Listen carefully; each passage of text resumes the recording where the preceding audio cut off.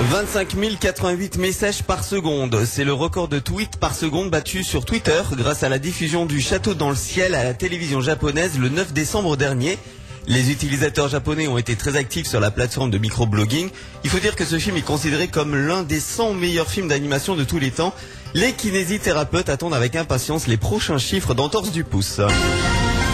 Comment pallier à la pénurie de médecins? C'est l'adjointe au maire de Dijon en Côte d'Or qui a trouvé peut-être la solution. Françoise Tadenbaum propose de remplacer les médecins par des vétérinaires pour les urgences dans les zones de déserts médicaux. Elle déclare: 7 ans d'études après un concours, ils savent faire les gestes de premier secours, pourquoi ne pas leur demander de l'aide? Imaginez la scène. Bien, je vais vous ausculter. Oula, votre truffe est très sèche.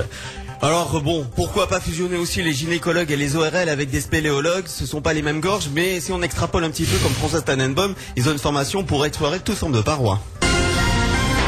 Jenali, pas la chanteuse de R&B française, mais la présentatrice météo, présentait les prévisions pour la semaine sur la chaîne américaine locale WJBF en Géorgie, lorsque Eric Wright, son petit ami, a fait irruption sur le plateau pour lui faire sa demande en mariage. Oh, c'est beau. Genou à terre et bague de fiançailles dans les mains, c'est un peu un conte de fées que toute l'équipe du journal a offert à sa star qui fait la pluie et le beau temps. L'avantage pour elle, c'est qu'elle sera la première si le temps sera au beau fixe pour son mariage. Mariage pluvieux, mariage heureux, c'est ce qu'on dit d'habitude.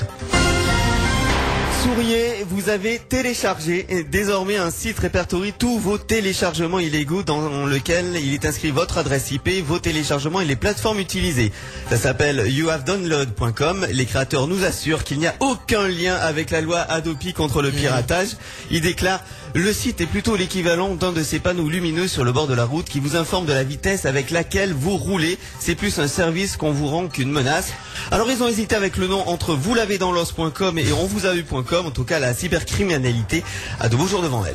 Très bien. Eh bien, écoutez-moi, en tout cas, je n'ai rien à me reprocher. Je suis dans la légalité la plus totale. Donc, voilà. Merci Lionel. Mais on vous demande rien, Valentin. De toute façon. Pourquoi je me défends? Oui, c'est vrai, ça d'ailleurs. Bon Lionel, rendez-vous demain. Demain pour le boulet du vendredi. Et on est déjà vendredi. Demain, ça passe vite. Oh là là. Mon Dieu. Incroyable. Ça passe vite. Allez, merci à demain. Lionel.